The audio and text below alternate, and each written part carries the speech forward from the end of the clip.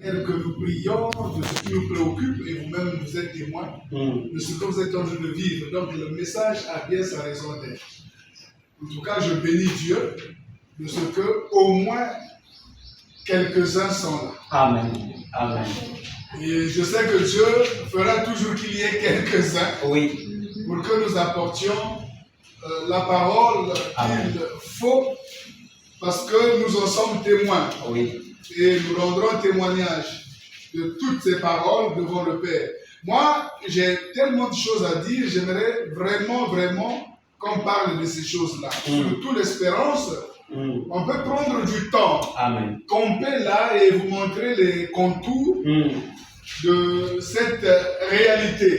Parce que un peuple sans espérance, c'est un peuple qui court sans frein. Vous n'espérez à rien, vous courez sans frein. Vous ne savez pas, vous ne voyez rien, vous ne voyez pas le devant, vous voyez flou. Parce qu'il n'y a rien devant vous, vous ne sentez rien, vous courez dans toutes les directions et vous n'êtes pas sûr de là où vous venez et qu'est-ce qui vous attend. En tout cas, vous êtes sans frein. Moi, je vais prendre l'épître de Tite. Au chapitre 1, je vais lire ce que Paul dit est tellement bon. J'aimerais ensemble que nous puissions examiner cela. Paul, serviteur de Dieu et apôtre de Jésus-Christ, pour la foi des élus de Dieu et la connaissance de la vérité conforme à la piété, lesquels reposent sur l'espérance de la vie éternelle, promise avant l'origine des temps par le Dieu qui ne ment pas. Amen. C'est une vérité époustouflante. Quand je lis, c'est une merveille. C'est une perle. C'est une adoration méritée à notre Dieu. Quiconque, en réalité, devrait lire et comprendre ce qui est écrit, devrait se réjouir en lui-même et s'attacher davantage. Regardez Paul, il dit, moi Paul, serviteur. Le mot serviteur veut dire esclave. Voilà. Donc quelqu'un qui est appelé à souffrir, quelqu'un qui est appelé à servir et à ne pas être dans la gloire. Il se dit, moi, ici, Paul, l'homme sans gloire. Donc service, humilié, abandonné, rejeté. Moi, Paul, serviteur de Dieu et apôtre de Jésus-Christ, de surcroît. C'est des notions tellement profondes. Si je me mets à expliquer toutes ces choses, mais ce n'est pas le moment. Pour la foi des élus. Finalement, nous nous rendons compte qu'on est serviteur de Dieu et apôtre de Jésus-Christ pour la foi des élus. On ne l'est pas parce qu'on l'a voulu. On ne l'est pas parce qu'on a appris. On ne devient pas. Mais on l'est. C'est une nature. Paul dit, c'est une nature. On est serviteur. C'est dans notre être intérieur. C'est imprimé dans notre âme. Dans notre ADN, Dieu a voulu que nous soyons apôtres. Lorsqu'il a créé nos âmes, nous les serviteurs, nous qui sommes pasteurs, évangélistes, nous qui sommes apôtres, prophètes et docteurs, c'est dans notre structure adamique, dans notre âme. Il a inscrit que nous serions cela. Donc il y a au-dedans, ce que vous voulez, une capacité, une capacité de recevoir ces bénédictions et de les dévoiler en public. Il dit ceci.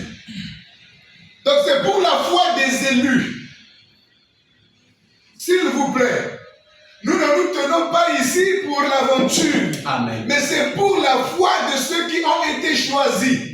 On n'a pas été choisi maintenant. On n'a pas été choisi lorsque votre père s'est rencontré avec votre mère.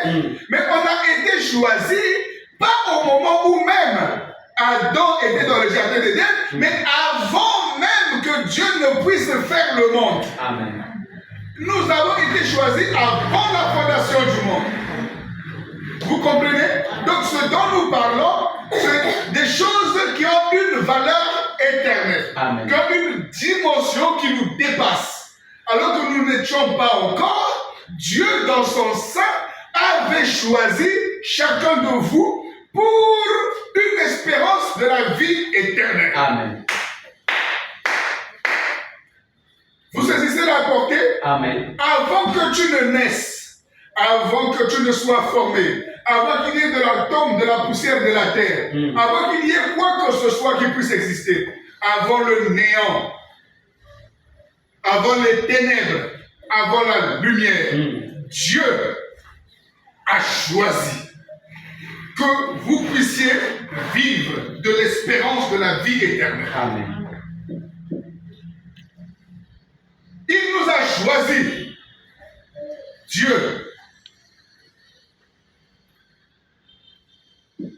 Amen. Amen. Il dit, cette foi des élus et la connaissance de la vérité, conformément à la piété, il dit quoi? Lesquels reposent. Ça veut dire, notre foi, notre piété repose sur une espérance. Et cette espérance, c'est la vie éternelle. Amen. Amen. La chose la plus éblouissante, c'est qu'ils ont cette vie éternelle, cette espérance glorieuse. La Bible dit, promis avant l'origine de temps. Oui. Excusez-moi, j'ai fait une petite grippe, donc je peux tousser d'un moment à l'autre. Il dit donc, c'est avant l'origine des temps. Amen. Donc l'espérance, ce n'est pas quelque chose que nous avons ramassé dans le désert. Oui. Ce n'est pas quelque chose que Moïse a inventé, ni Adam a fabriqué, mais Dieu, lui, avait voulu ainsi avant le temps. Amen. Donc avant le jour 1. Avant qu'il y ait le premier instant de la manifestation de la vie sur terre, Dieu avait voulu que nous puissions fonder notre connaissance de la vérité et notre piété sur une espérance de la vie éternelle. Amen. Voyez la dimension de notre espérance. On ne peut pas s'échapper. Amen. On ne peut pas vivre sans espérance. Amen. Et même, vous allez remarquer dans la nature, l'homme vit d'espérance en espérance. Oui. L'espoir de vivre, l'espoir de travailler, l'espoir de se marier, l'espoir d'avoir d'enfants, l'espoir d'être guéri. Et toutes ces espérances font que nous puissions nous investir dans plusieurs domaines pour atteindre ces objectifs-là. Oui. Alors ainsi, dans la marche, il y a aussi une espérance. Et cette espérance est qualifiée de vivante. Amen. C'est parce que je ne peux pas prendre plusieurs versets, mais nous reviendrons là. C'est une espérance vivante. Ce n'est pas une espérance morte. L'espérance morte, c'est laquelle? Quand quelqu'un désire se marier demain, c'est une espérance, mais c'est une espérance morte. Parce qu'après le mariage, un jour viendra où ce mariage n'existera plus. Oui. Le travail, tu espères travailler, tu vas à l'école parce que tu espères travailler. Tu vas travailler, c'est une espérance. Mais elle est morte, cette espérance, parce qu'un jour, tu seras même retraité. Oui. Je te bénisse. L'espérance que nous avons, c'est éternel. Amen. Amen. C'est la vie éternelle. Amen. Or, la vie, c'est l'être et le mouvement. Oui.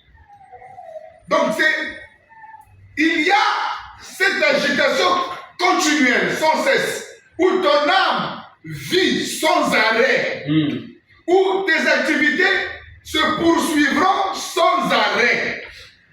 Juste. Je ne parle pas de ces activités physiques, terrestres, ou de ce monde où nous nous livrons tous les jours. Mais je parle d'activité de la vie éternelle. Alors, je me suis dit, puisque Dieu a promis ces choses, dès les temps anciens, et même à l'origine des temps, est-ce que je peux repartir à l'origine des temps? J'ai trouvé que c'est un précieux travail. Amen. Parce que Dieu a caché ça à l'origine des temps. À l'origine, c'est pas moi qui le dis, c'est Paul. Et si Paul le dit, c'est que Paul est parti à l'origine du temps. Aux premiers instants, au premier battement de la vie sur la terre, Paul a vu qu'il y avait là une espérance. Amen. Et si Dieu me le permet, je ne peux terminer cela, mais je peux quand même oser y aller. Pour vous montrer que Dieu avait caché toute la parole au début. Amen. Au commencement, dit la Bible. Amen. Amen. Dieu créa les cieux et la terre. Amen. Amen. Amen. Alors, je vais souvent expliquer deux notions là-dedans que j'ai souvent l'habitude d'expliquer parce que je dois vous dire que tout ce verset-là contient toute la parole de Dieu. Amen. Et je l'ai dit et je le redirai et je le démontrerai autant que je peux. Toutefois que le Seigneur me donnera la capacité. Alors, Dieu crée les cieux. Les cieux, en hébreu, veut dire Hashamaïm. Hashamaïm veut dire ce qui est au loin. Au très loin. Et il crée la terre. Le mot terre, en hébreu, qui veut dire Eretz, veut aussi dire ce qui court. Alors, qu'est-ce qui se passe? Le ciel est au loin et la terre court. Mais la terre court pour aller vers où? Il espère rencontrer le ciel. Oui. Je ne sais pas si vous comprenez. Amen. La terre court pour aller vers le ciel. Amen. Ainsi, le but de tout temps, n'est-ce pas de courir pour aller vers le ciel? Amen. C'est pourquoi Dieu a fait ciel et terre. La terre vit dans l'espérance de recevoir le ciel. Amen. Il vit dans le désir de rencontrer le ciel. Vous comprenez? Mais ce n'est pas ce ciel. Le ciel, c'est la dimension de Dieu. Au fait, ce qu'il fait, le ciel, c'est Dieu. Le but de l'homme, c'est de rencontrer Dieu. Coup en coup. Si Dieu, c'est le ciel, l'homme, c'est la terre. Amen. Et Jésus nous apprend que toute fois que nous voulons prier, qu'est-ce que nous devons faire? Nous devons dire quoi?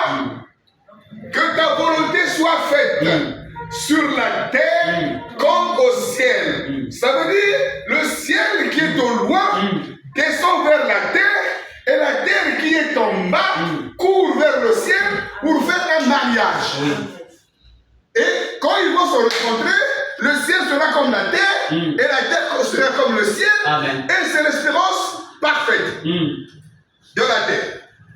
N'est-ce pas? Amen. Notre espérance, c'est d'aller vers Jésus pendant que Jésus est venu vers nous afin que nous puissions nous rencontrer et qu'il y ait un mariage parfait.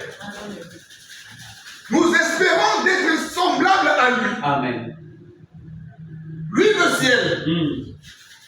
Et c'est pourquoi Jésus dit, quand tu pries, dis que ton règne vienne. Mais il va venir sur qui? Sur la terre. Amen. Mais la terre, c'est qui? Mais c'est l'homme. Amen. Je te bénisse. Vous voyez que la terre a été créée dès les premiers instants pour soupirer, avoir une espérance de ressembler au ciel. Amen. C'est pourquoi il s'appelle Adama. Oui. Si la terre s'appelle Adama, c'est parce qu'il a pris le nom de Adam. Or, Adam vient du verbe domé, qui veut dire celui qui tend à ressembler à. au divin. Et donc, la terre aussi aura tendance à ressembler au divin. Ok? Amen. Et nous avons le millénium pour que la terre ressemble au ciel. Amen. Où il n'y aura pas de maladie, il n'y aura pas de douleur, il n'y aura pas de mort, il n'y aura pas de péché. La Bible dit même à son temps, celui qui mourra jeune. Il y aura de la longévité. Vous comprenez? Est-ce que vous saisissez? Donc l'espérance, c'est quelque chose qui est inscrit dès les premiers instants de la création. Amen. Dès le premier mot de la Bible. Vous comprenez cela? Amen. Alors donc, Dieu a dit, cette espérance, elle est éternelle. Puisque Dieu est éternel, la terre soupire à l'éternité. Amen. Nous soupirons, frère. Remarquez que l'histoire de la Bible termine par un mariage du ciel et de la terre. La terre, c'est cette jeune fille à qui le ciel a donné la promesse. Je m'en vais te préparer une place. Et je reviendrai. Afin que où je suis, tu sois également. Et que fait la terre quand le ciel lui a donné la promesse? Mais la terre se prépare, soupire à ce souper, à ce mariage. Et dans son cœur, il pleure. Malgré les tentatives de Satan, les épreuves, les tribulations que nous font souffrir le monde et toutes ces choses, mais la terre, qui est cette femme fidèle, demeure dans l'abstinence, demeure dans la sainteté, dans la piété, attendant son époux. Attendant l'accomplissement de la promesse. C'est pourquoi la Bible dit, à un signal donné, au son de la trompette de Dieu, les morts en Christ ressusciteront premièrement, et nous qui sommes restés pour l'avènement du Seigneur, nous serions transformés. Et en un clin d'œil, nous remontons vers le ciel pour rencontrer notre époux. Cette image, nous le retrouvons dans le livre de Exode, ou plutôt de Genèse. Dans le livre de Bereshit, nous nous rendons compte qu'il y a un mariage qui se passe dans les airs. C'est l'image de Rebecca avec Isaac. Quand Éléazar est parti chercher la femme de Isaac par l'ordre d'Abraham, de la même manière, le Saint-Esprit a été envoyé sur la terre pour préparer l'épouse afin que le fils soit marié. Vous comprenez? Après nous avoir fait tous les dons possibles que nous avons besoin, afin d'avoir la force de quitter la terre, il nous a donné, le Saint-Esprit nous a donné tout ce dont nous avons besoin. La Bible dit, tous les jointures de l'Esprit, tous les dons, tout ce qui consiste à la sainteté, tout ce qui consiste à la charité, tout ce qui consiste à l'amour, tout ce qui consiste à être comme Dieu, nous a été donné par l'Esprit. Amen. Amen. Pour quel but? Pour que nous puissions le rencontrer dans les airs. Et une fois que l'épouse est prête, de la même manière que Éléazar s'approchait, Isaac savait que son épouse est prête et en train de venir. Et voilà, lui aussi, il va quitter la maison paternelle et va se retrouver dans les champs. Amen. Et c'est là où Rebecca verra pour la première fois qui était son mari. Et je crois que ce jour-là, nous le verrons tel qu'il est. Amen. Frère, nous avons cette espérance en nous. Soyons heureux. Amen. Nous n'espérons pas sur un mariage terrestre. Nous n'espérons pas sur le travail. Bien-aimés, nous pouvons travailler. Nous pouvons avoir le bonheur ici-bas. C'est une bonne chose. Nous l'aimons d'ailleurs. Mais aimerons mieux d'avoir ce grand bonheur. Amen. Parce que ce que Dieu nous a promis est au-delà, voyez-vous, de toute espérance trompeuse. Les espérances trompeuses, il y en a plein dans ce monde. Et chaque fois, nous souffrons de cela. Quand nous pensons que Dieu nous a promis quelque chose. Mais plutôt les hommes nous ont promis quelque chose. Pour le monde, pour notre vie. Parfois nous-mêmes, nous nourrissons notre vie de beaucoup de promesses. Mais qui ne sont que des promesses trompeuses. Ces promesses, vous pouvez les appeler les projets. Oui. Nous en avons plein. Je suis, je serai. Je veux, j'aurai. Et toutes ces conjugaisons autour de toi, finalement, tu échoues. Oui. Mais Dieu ne fait pas ça. Amen. Ce qu'il a dit, il tient. Oui. Et il l'accomplira. Il n'est pas un homme pour mentir, ni un fils d'Adam pour se repentir. Bien-aimé, j'interpelle votre conscience. Amen. Amen.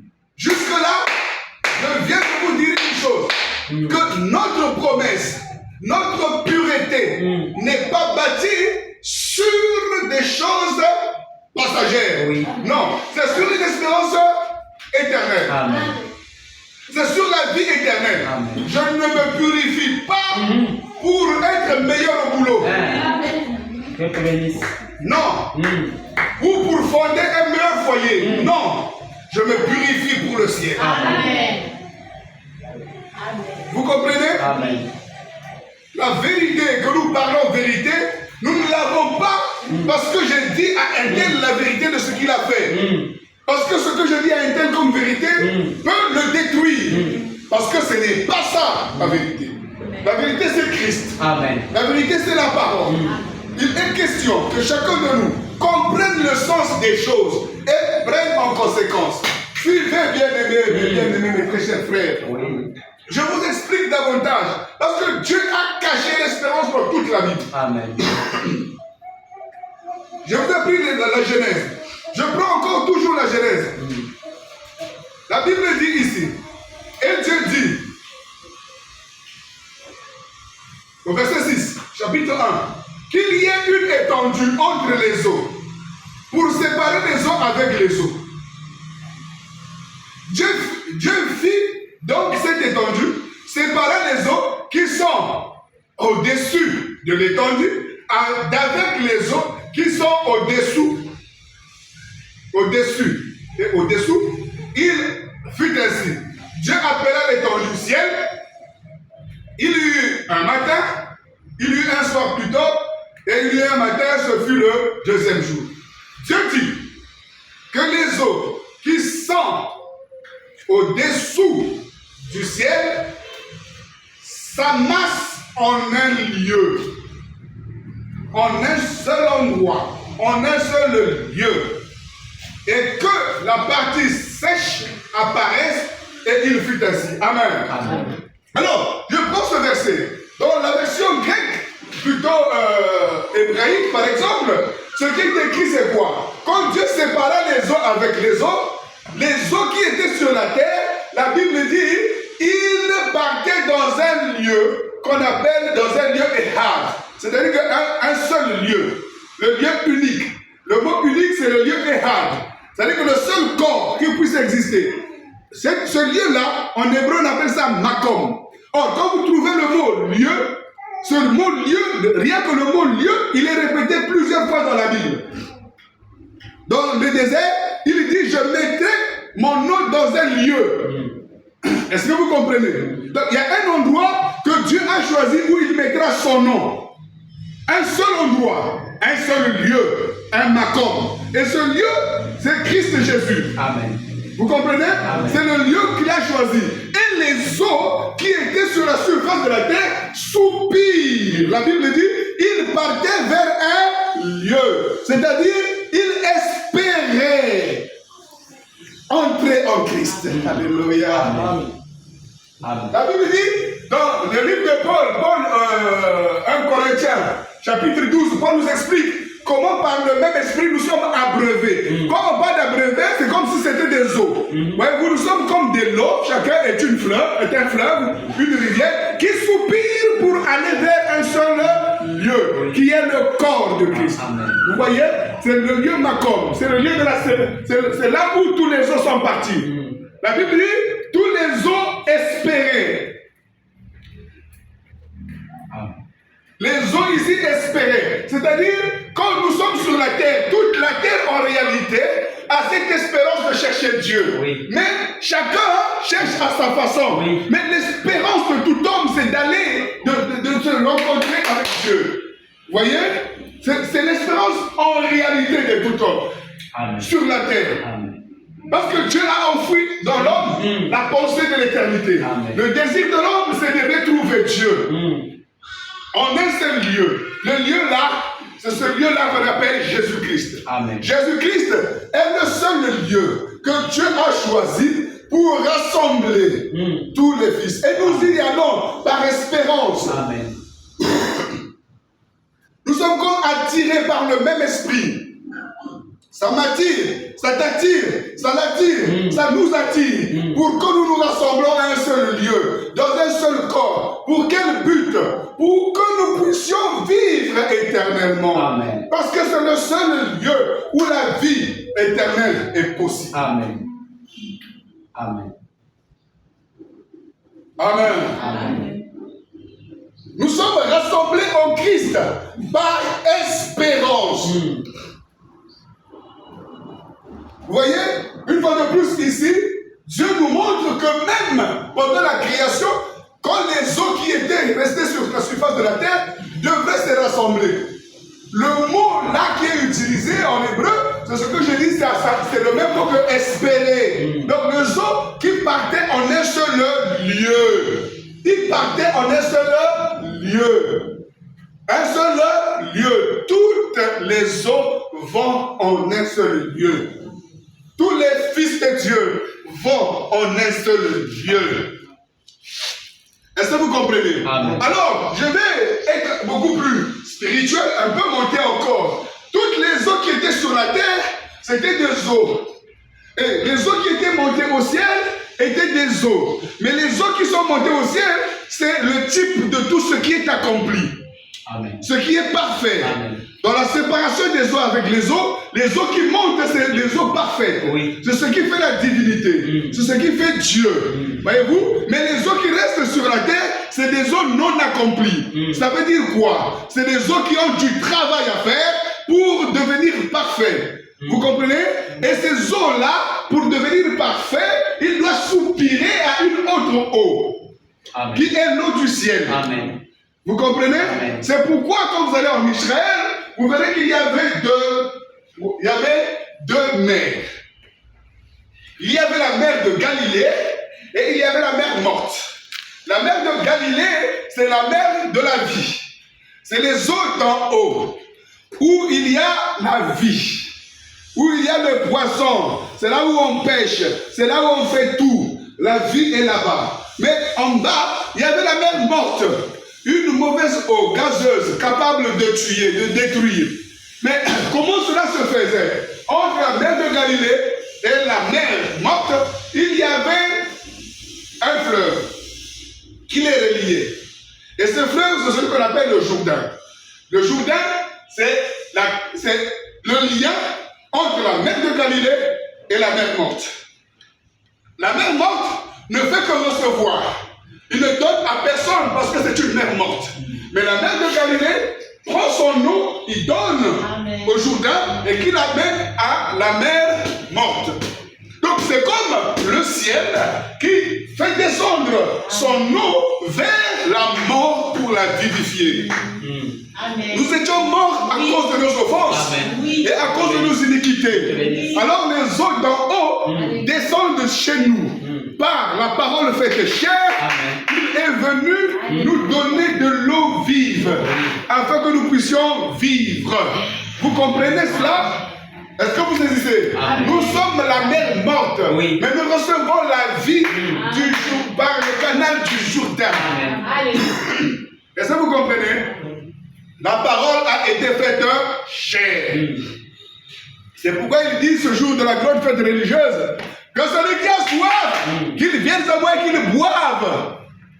Et l'eau jaillira de son sein, une source d'eau vive qui coulera jusque dans la vie éternelle. Il a dit la même chose à la Samaritaine, n'est-ce pas? L'eau que je te donnerai deviendra en toi une source d'eau vive. C'est lui l'eau de vie. C'est lui l'eau d'en haut. C'est lui l'eau qui était montée. Parce qu'avant la séparation, toute l'eau était ensemble. Vous comprenez? Toute l'eau était ensemble. Et Dieu a vu que ce n'était pas bon, il a séparé. Afin d'unir après. Il a séparé pour unir plus tard. Donc il a séparé les eaux avec les eaux pour les unir plus tard. Moi, j'étais avec Christ en Dieu, mais il nous a séparés afin que lui vienne me chercher encore. Amen. Et que moi je le cherche et que nous soyons un. Amen. Vous comprenez la parole? Amen.